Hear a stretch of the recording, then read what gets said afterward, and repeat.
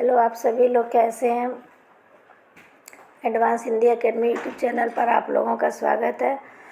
अगर वीडियो अच्छी लगेगी तो लाइक शेयर कमेंट कीजिए, चैनल को सब्सक्राइब कीजिए ताकि जो भी नोटिफिकेशन हो आप लोगों के पास पहुंच सके। मलिक मोहम्मद जायसी जो भक्तिकाली निर्गुण प्रेम मार्गीय प्रेम श्रेय शाखा के कवि हैं, सूफी काव्य धारा। तो मलिक मोहम्मद जायसी का सामान्य जीवन परिचय। मलिक मोहम्मद जायसी जो है भक्ति काल के निर्गुण प्रेम श्रेय सूफी शाखा के प्रसिद्ध कवि थे। मलिक मोहम्मद जायसी भक्ति काल के निर्गुण प्रेम श्रेय सूफी शाखा के प्रमुख और प्रसिद्ध कवि थे। इनका जन्म 1592 ईस्वी में उत्तर प्रदेश के जायस नामक स्थान पर हुआ था या 15वीं शताब्दी के उत्तरार्ध में हुआ था। तो मलिक मोहम्मद जायसी भक्ति काल के निर्गुण प्रेम श्रेय सूफी शाखा के प्रमुख और प्रसिद्ध कवि थे। उनका जन्म 1492 ईस्वी में 15वीं शताब्दी या 15वीं शताब्दी के उत्तरार्ध में उत्तर प्रदेश के जायस नामक स्थान पर हुआ था। जायस नगर के निवासी होने के कारण ये जायसी कहलाए। इनके पिता का नाम मलिक राजे अशरफ था। इनके पिताजी का नाम क्या था? तो इनके पिता का नाम मलिक राजे अशरफ था। और मलिक मोहम्मद जायसी जी के गुरु का क्या नाम था? तो शेख मोहुद्दीन था तथा ये सूफी फकीर शेख बुहारन की शिष्य परंपरा से जुड़े हुए थे। ये सूफी फकीर शेख बुहारन के शिष्य परंपरा से जुड़े हुए थे। और मलिक मोहम्मद जायसी जी को इन्हें शेरशाह सूरी के समकालीन कवि माना जाता है। मलिक मोहम्मद जायसी जो थे भक्ति काल के निर्गुण प्रेम श्रेय सूफी शाखा के प्रसिद्ध कवि थे। इनका जन्म 1492 ईस्वी में 15वीं शताब्दी के उत्तरार्ध में उत्तर प्रदेश के जायस नामक स्थान पर हुआ था। जायस नगर के निवासी होने के कारण ये जायसी कहलाए। जायस नगर के निवासी होने के कारण ये इन्हीं के आधार पर इनका नाम जायसी पड़ा। जायस नगर के निवासी होने के कारण ही का नाम जायसी पड़ा या कहलाया। इनके पिता मलिक राजे अशरफ थे। इनके गुरु का नाम शेख मोहुद्दीन था तथा ये सूफी फकीर शेख बुहारन के शिष्य परंपरा से जुड़े थे। शेरशाह सूरी के समकालीन थे। जायसी अमेठी के राजा राम सिंह के आश्रय में रहते थे। जायसी जो थे अमेठी के राजा राम सिंह के आश्रय में रहते थे।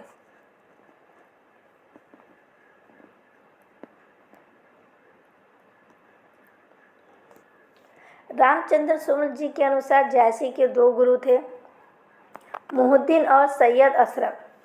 रामचंद्र शुक्ल जी के अनुसार जायसी के दो गुरु थे, मोहुद्दीन और सैयद अशरफ।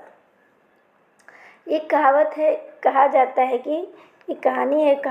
कि मलिक मोहम्मद जायसी जो एक बार बहुत ज़्यादा इनके बीमार हो गए थे और जिसके कारण उन्हें चेचक हो गया था और चेचक के कारण ही उनकी एक आँख चली गई थी और कान से वे हीन थी, जिस कारण उनका चेहरा क्या था, एकदम कुरूप हो गया था, देखने में अच्छा नहीं लगता था।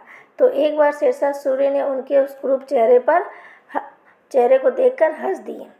तब जायसी जी थे बड़े शांत और गंभीर भाव से पूछे। जायसी जी बड़े शांत और गंभीर भाव से शेरशाह सूरी से पूछे, मोही काहे हंसी की कोहरी हंसी। मतलब कि उनके कहने का भाव यही है कि मुझ पे आप हंस रहे हैं या उस कुम्हार पर या उस ईश्वर पर जिसने मुझे बनाया है। तो जैसे बड़े शांत भाव से शेरशाह सूरी से ये पूछे। तो उसी पे यह बात सुनकर शेरशाह सूरी लज्जित हुए और उन्होंने जायसी से क्षमा मांगी। तो मलिक मोहम्मद जायसी जो थे, इसमें याद रखना है मेन पॉइंट आपका ये कि मलिक मोहम्मद जायसी जी का जन्म, क्योंकि ये क्रम से लगाने के लिए आपको देता है, मलिक मोहम्मद जायसी जी का जन्म 1492 ईस्वी में हुआ था। और इनका नाम जायसी क्यों पड़ा? तो जायस नामक स्थान पर हुए, इसलिए इनका नाम जायसी पड़ा। और ये निर्गुण प्रेम श्रेय सूफी शाखा के प्रसिद्ध कवि थे। और इनके शिष्य शेख मोहिउद्दीन थे। और रामचंद्र शुक्ल जी के अनुसार, रामचंद्र शुक्ल जी के अनुसार इनके शिष्य कौन थे? तो रामचंद्र शुक्ल जी के अनुसार इनके शिष्य मोहिउद्दीन और सैयद अशरफ थे। रामचंद्र शुक्ल जी के अनुसार इनके शिष्य जो थे मोहिउद्दीन थे और सैयद अशरफ थे। और ये कहानी है वही मलिक मोहम्मद जयासी जी के फेमस का, उनको शेरशाह सूरी उनके कुरूप चेहरे को देखकर हंस दिए, तो उसी पर उन्होंने कहा मोही का हंसे ही की कोहरी, मतलब कि मुझ पे आप हंस रहे हैं या उस कुम्हार पर या उस भगवान पर हंस रहे हैं जिसने मुझे बनाया है। और शेरशाह सूरी जी ने जयासी जी की इस बात को सुनकर उन्हें लज्जा आई और उन्होंने जयासी जी से माफ़ी मांगा।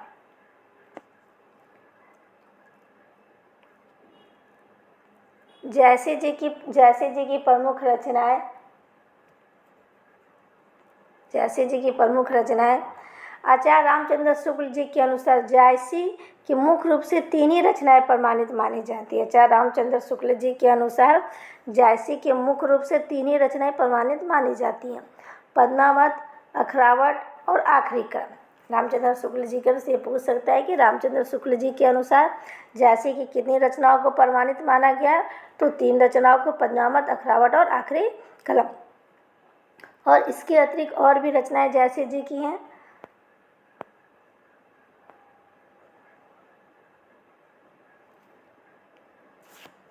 पद्मावत, अखरावट, आखिरी कलम, चित्ररेखा, कहरनामा, मसलनामा और कन्हावत। तो ये सभी रचनाएं जो हैं जयासी जी की, मसलनामा और कन्हावत, ये भी जो रचनाएं जयासी जी की हैं। तो इनकी जो रचनाएं हैं पद्मावत, जयासी जी जो की रचनाएं पद्मावत, उसके बारे में हम लोग देखते हैं।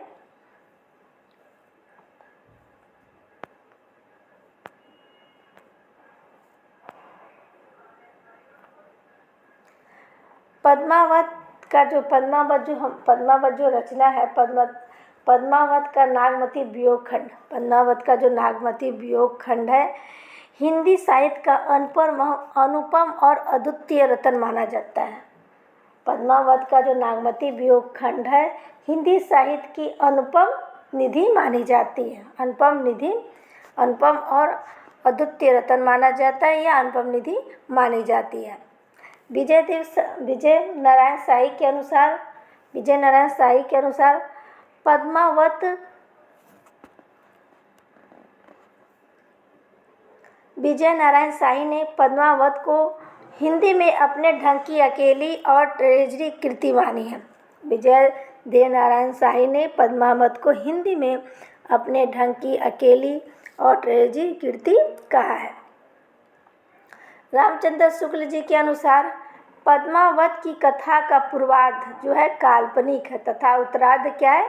ऐतिहासिक है। रामचंद्र शुक्ल जी के अनुसार पद्मावत की कथा का जो पूर्वार्ध है वो काल्पनिक है तथा उत्तरार्ध जो है वो क्या है? ऐतिहासिक है। रामचंद्र शुक्ल जी के अनुसार पद्मावत की कथा का पूर्वार्ध काल्पनिक है तथा उत्तरार्ध ऐतिहासिक। और जो इनका पूर्वार्ध भाग है, रतन सेन व पद्मावती के विवाह तक की कथा का वर्णन है। पूर्वार्ध भाग में रतन सेन व पद्मावत के विवाह तक की कथा का वर्णन है और उत्तरार्ध भाग में ऐतिहासिक जीवन एवं युद्ध की कथा, ऐतिहासिक जीवन और युद्ध की कथा। उत्तरार्ध में जो है आपका ऐतिहासिक जीवन और युद्ध की कथा का वर्णन है। डॉक्टर हरदेव बारी के अनुसार प्राकृतिक साहित्य और देश के प्राकृतिक साहित्य का इतिहास ग्रंथ के अनुसार, प्राकृतिक साहित्य का यहाँ होगा इतिहास ग्रंथ के अनुसार, प्राकृतिक साहित्य के इतिहास ग्रंथ के अनुसार,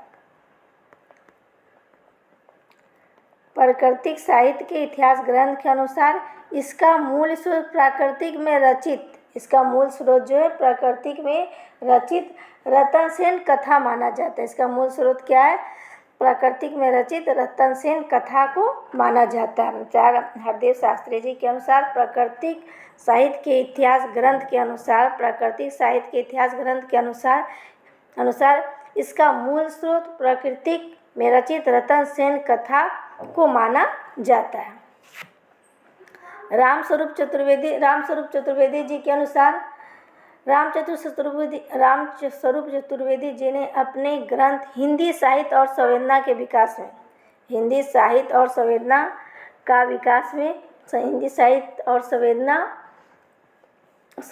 का विकास में पद्मावत को हिंदी का प्रथम महाकाव्य माना है। पद्मावत को क्या माना है? तो पद्मावत को उन्होंने हिंदी का प्रथम महाकाव्य माना। रामस्वरूप चतुर्वेदी जी ने अपने हिंदी साहित्य और संवेदना का विकास में पद्मावत को हिंदी साहित्य का प्रथम महाकाव्य माना है। ये महत्वपूर्ण पंक्ति है, इसको आप लोग अच्छे से देखिएगा।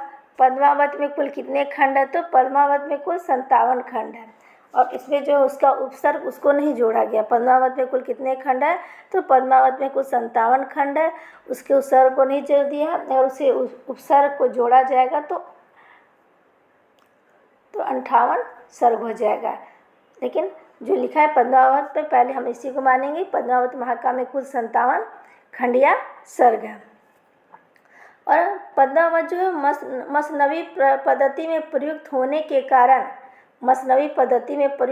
के कारण पद्मावत में सर्ग के स्थान पर खंड शीर्षक का प्रयोग किया गया। मसनवी पद्धति में प्रयुक्त होने के कारण पद्मावत में सर्ग के स्थान पर क्या किया गया? सर्ग के स्थान पर खंड शीर्षक का प्रयोग किया गया।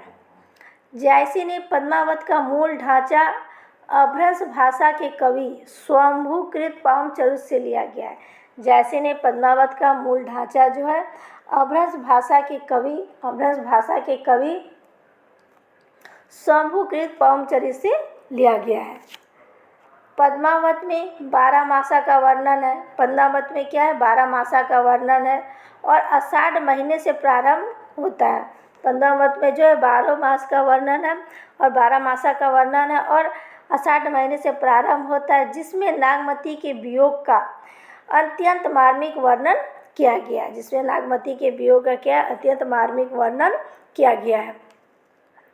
पद्मावत की रचना जो है दोहा चौपाई छंद शैली में हुआ है। पद्मावत की रचना दोहा चौपाई छंद शैली में हुआ है। प्रत्येक 7 अर्धालियों या चौपाई के बाद एक दोहा रखा गया। प्रत्येक 7 चौपाई या अर्धालियों के बाद क्या है? एक दोहा रखा गया है। तो पद्मावत में ये क्वेश्चन आपका पूछा गया है कि 12 मासा का वर्णन किस रचना में किया गया है? तो 12 मासा का वर्णन जो है पद्मावत रचना में किया गया है और ये आषाढ़ माह से प्रारंभ होता है, जिसमें नागमती के वियोग का अत्यंत मार्मिक वर्णन किया गया है। पद्मावत की रचना दोहा चौपाई छंद शैली में है।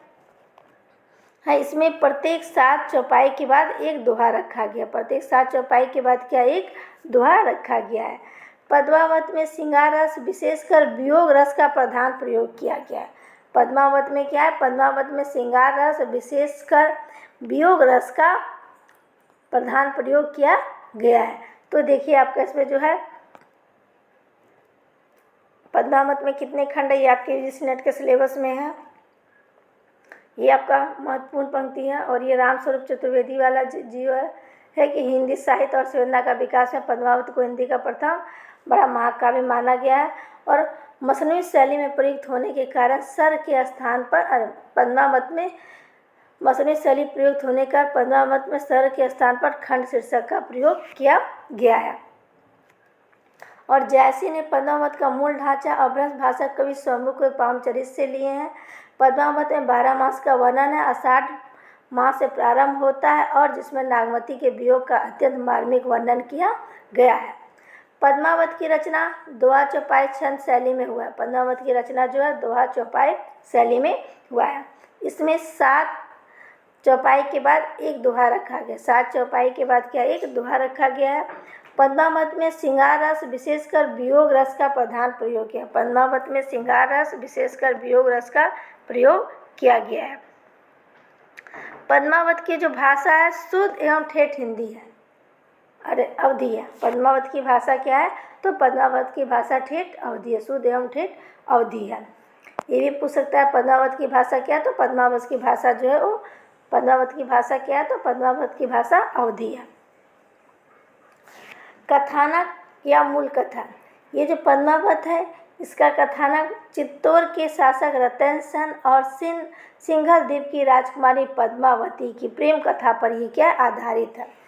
पद्मावत जो है चित्तौड़ शासक रतन सेन और सिंघल द्वीप की राजकुमारी पद्मावत की प्रेम कथा पर ये क्या है आधारित है।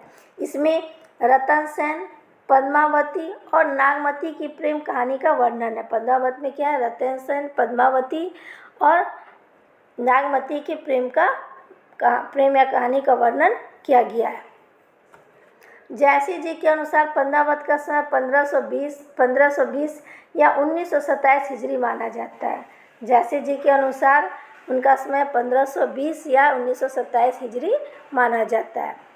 डॉक्टर बच्चन सिंह के अनुसार भी 1927 से 1947 हिजरी माना जाता है। डॉक्टर बच्चन सिंह के अनुसार 1927 से 1947 हिजरी माना जाता है। पद्मावत की पूर्ण रचना का स्पष्ट समय पद्मावत का जो रचना काल जो स्पष्ट हुआ वो 1540 ईस्वी स्वीकार किया। पद्मावत की रचना का समय क्या स्वीकार किया गया, तो पद्मावत की रचना का समय 1540 ईस्वी स्वीकार किया गया है। और पद्मावत में अलाउद्दीन खिलजी द्वारा चित्तौड़ पर आक्रमण और विजय की ऐतिहासिक घटना का वर्णन है। पद्मावत में अलाउद्दीन खिलजी द्वारा चित्तौड़ पर आक्रमण और विजय की ऐतिहासिक घटना का वर्णन पद्मावत में है।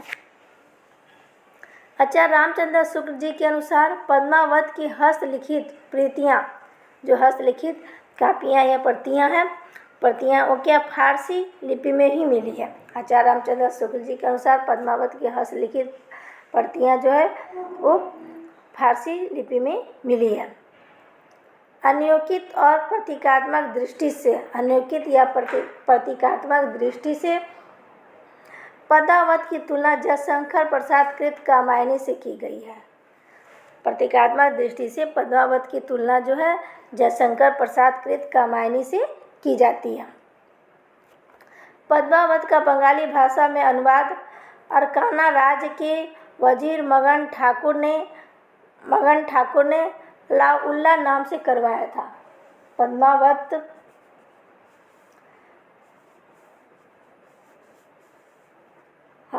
ये पद्मावत का बंगला भाषा में अनुवाद अरकाना राज्य के वजीर मगन ठाकुर ने 1650 ईस्वी,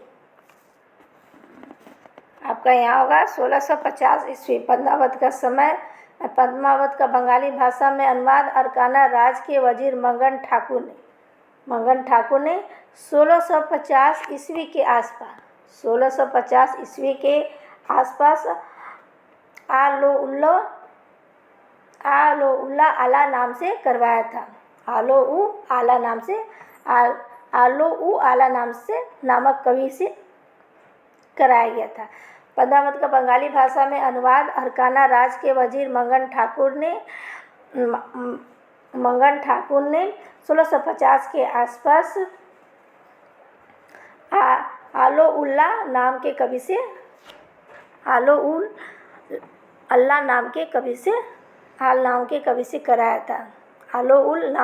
से कराया था। तो इसमें जो आपका महत्वपूर्ण पंक्तियाँ हैं ये इनके जो हस्तलिखित प्रतियाँ फारसी लिपि में मिलती हैं। और ये जो है इनका पद्मावत का समय पूछ सकता है कि बच्चन सिंह के अनुसार इसका समय क्या है, और पद्मावत का समय तो 1540 जानते, जैसी जी के अनुसार क्या है और बच्चन सिंह के अनुसार क्या है। ये अनियोजित और प्राकृतिक दृष्टि से पद्मावत की तुलना जो है किससे की जाती है, तो जयशंकर प्रसाद कृत कामायनी से की जाती है।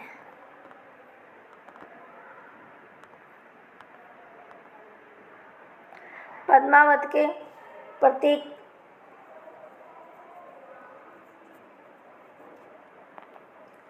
पद्मावत के भिन्न पात्र भौतिक होने के साथ साथ आध्यात्मिक पात्र भी हैं। इसमें रूपक प्रतीकात्मक का भी कहा जाता है। तो पद्मावत के भिन्न पात्र जो है भौतिक होने के साथ साथ आध्यात्मिक के प्रतीक है। इसमें इसे रूपक प्रतीक काव्य भी कहा जाता है।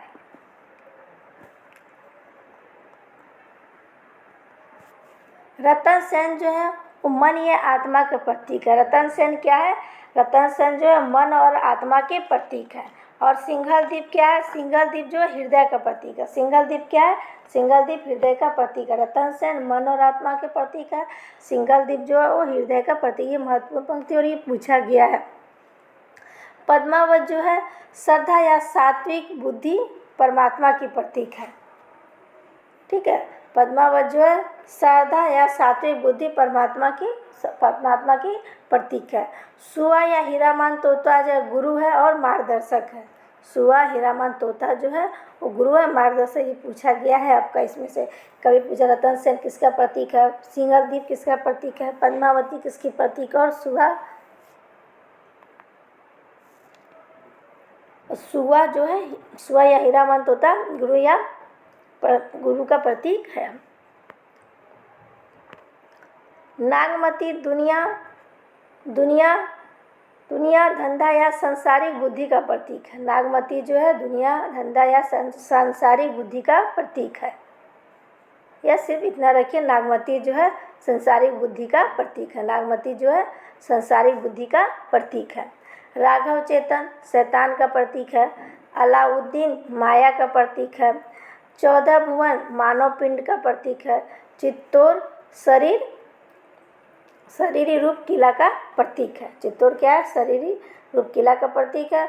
14 भुवन मानव पिंड का प्रतीक है। अलाउद्दीन माया का प्रतीक है। राघव चेतन जो है आपका शैतान का प्रतीक है। नागमती जो है शारीरिक बुद्धि का प्रतीक है। और सुआ जो है वो हीरामन तोता या गुरु का प्रतीक है। और पद्मावत श्रद्धा या सात्विक बुद्धि परमात्मा का प्रतीक है। सिंघल द्वीप जो है हृदय का प्रतीक है। और रतन सेन जो है मन का प्रतीक है। ये जो आपका है पात्र और प्रतीकात्मक, ये बहुत ही महत्वपूर्ण है। इसको पढ़ देखिए, और ये पूछा भी गया है एग्जाम में, इसमें से यूजीसी नेट के एग्जाम में से पूछा गया। आगे है हमारा आचार्य रामचंद्र शुक्ल जी का कथन है। आचार्य रामचंद्र शुक्ल जी का कथन है कि कबीर ने केवल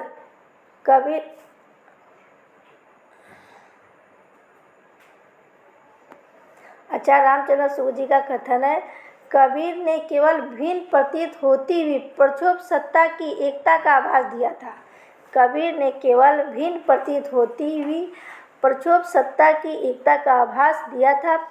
प्रत्यक्ष जीवन की एकता का दृश्य सामने रखने की आवश्यकता बनी थी। प्रत्यक्ष जीवन की एकता का दृश्य सामने रखने की आवश्यकता बनी थी।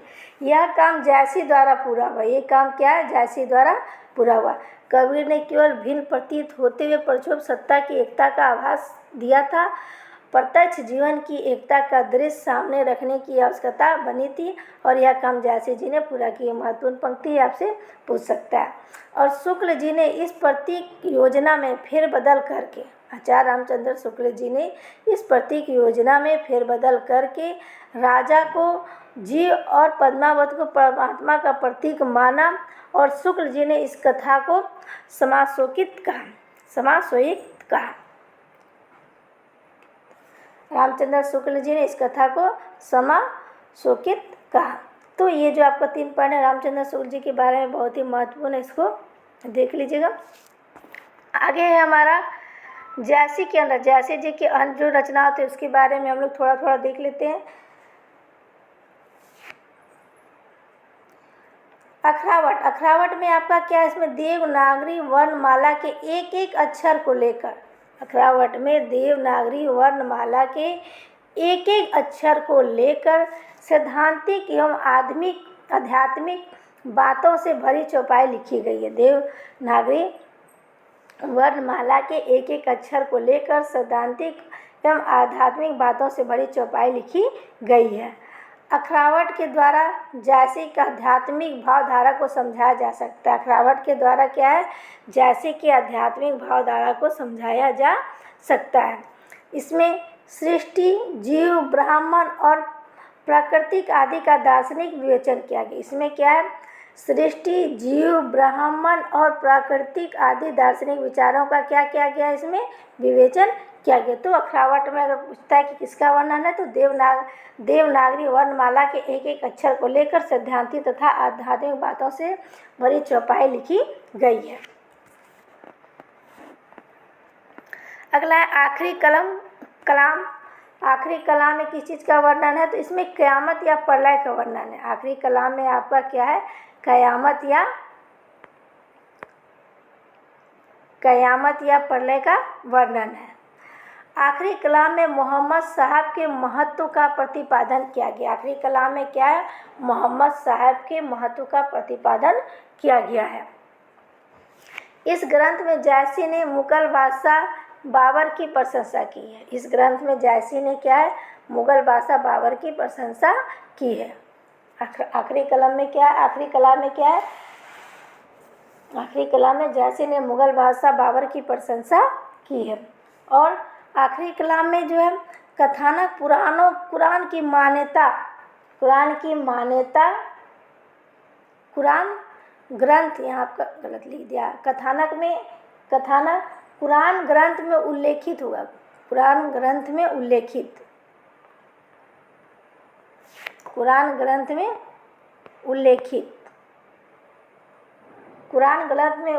श्रेय की कथा के आधार पर, यहाँ हदीस लिखे यहाँ होगा श्रेय,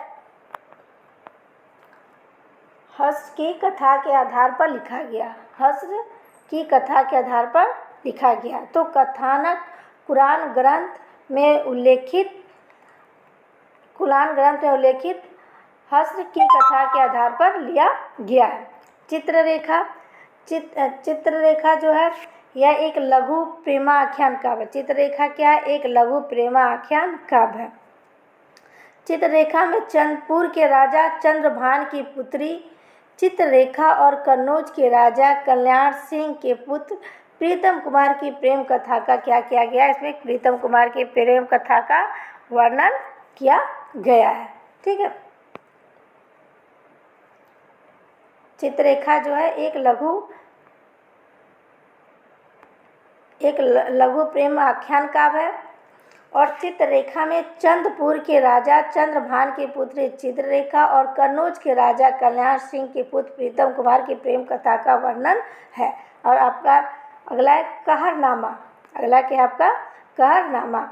कहरनामा में आत्मा और परमात्मा के आध्यात्मिक विवाह का वर्णन किया। कहरनामा में क्या है, आत्मा और परमात्मा के आध्यात्मिक विवाह का वर्णन किया गया है।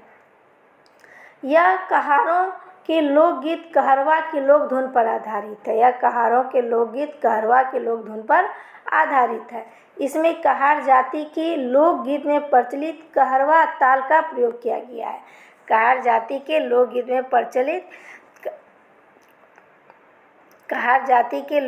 में प्रचलित कहरवा ताल का प्रयोग किया गया है। तो ये आपका कहरनामा था। अगला है हमारा मसलनामा। इसमें ईश्वर भक्ति के साथ साथ प्रेम निवेदन भी किया गया। इसमें क्या है, ईश्वर भक्ति के साथ साथ प्रेम निवेदन भी किया गया। मसलनामा में ईश्वर के समक्ष अपना आत्म निवेदन भी प्रस्तुत किया गया है। मसलनामा में क्या है, अपना मसलनामा में ईश्वर के समक्ष अपना आत्म निवेदन भी प्रस्तुत किया गया है। कन्हावत में है, इसमें जायसी ने श्री कृष्ण या कान्हा के चरित्र एवं लीलाओं का वर्णन किया है। इसमें कन्हावत में क्या है, जायसी ने कृष्ण के चरित्र और लीलाओं का इसमें क्या किया है, इसमें उन्होंने वर्णन किया है। तो आपका इसमें देखिए ये सब जो इनकी सारी रचनाएं, बस थोड़ा सा ध्यान रखना है इसमें कि आपका आखिरी कलाम में किस चीज़ का वर्णन है। तो आखिरी कलाम में क़यामत या प्रलय, यही सब लोग देख लेते हैं। कन्हावत में क्या है, कृष्ण के चरित्र और लीलाओं का वर्णन है। बस ये मेन पॉइंट जो आपको याद रखना है इसमें। मसलनामा में ईश्वर के भक्ति के साथ साथ प्रेम का निवेदन किया गया है। और कहरनामा में आत्मा और परमात्मा के आध्यात्मिक विवाह का क्या किया है, उसमें वर्णन किया गया है। और चित्ररेखा ये एक लघु प्रेमाख्यान काव्य। चित्ररेखा क्या है आपका, एक लघु कथानक प्रेमाख्यान काव्य है। और इसमें चंद्रपुर के राजा, ये पूछ सकता है चित्ररेखा में कि जो नायक है और नायिका का क्या नाम है। तो चित्ररेखा में चंद्रपुर के राजा चंद्रभान की पुत्री चित्ररेखा और कन्नौज के राजा कल्याण सिंह के पुत्र प्रीतम कुमार के प्रेम कथा का क्या उसमें वर्णन है। आखिरी क़यामत में प्रलय का वर्णन है। आखिरी कलाम में मोहम्मद साहब के महत्व का प्रतिपादन किया गया है। यह जायसी और इस ग्रंथ में जायसी जी ने मुग़ल बादशाह बाबर की प्रशंसा की है और कथानक कुरान कथा की मान्यता एवं, यहाँ ये गलत है आपका, कुरान कथा में उल्लेखित हो गया। कुरान कथा में उल्लेखित हसरई हर कथा के आधार पर लिया गया, हसरई कथा के आधार पर लिया गया है।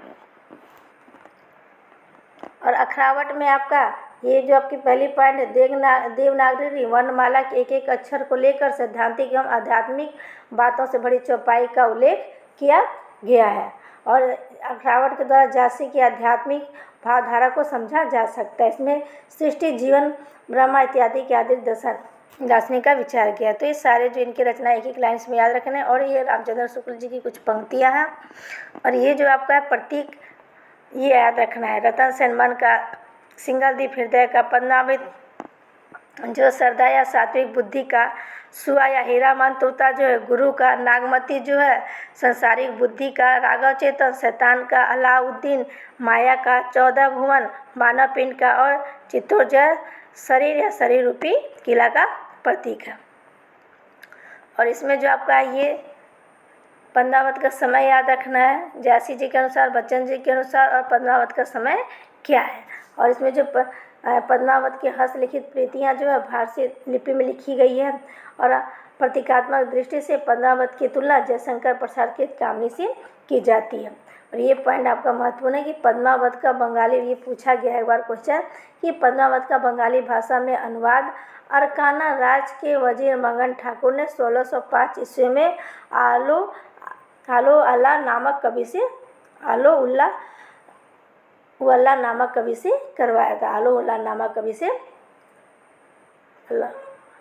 आल नाम के कवि से कराया था। इसमें महत्वपूर्ण पंक्ति है।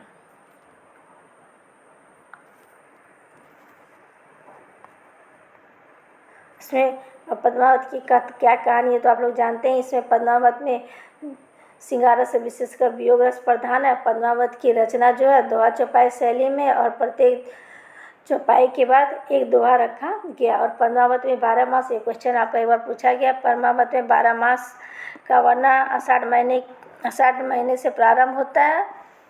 और इसमें नागमती के वियोग का अत्यंत मार्मिक चित्रण किया। पद्मावत में कितने खंड है तो 57 खंड है। और ये सर्ग थे, सर्ग के स्थान पर खंड शीर्षक का प्रयोग किया गया। और रामस्वामी चतुर्वेदी जी ने अपने ग्रंथ हिंदी साहित्य और संवेदना का विकास में पद्मावत को हिंदी का प्रथम बड़ा महाकाव्य माना जाता है। तो ये सारा हम लोग मलिक मोहम्मद जायसी जी की रचना थे। पद्मावत उसके बारे में पढ़े और मलिक मोहम्मद जायसी जी के बारे में थोड़ा सा पढ़े।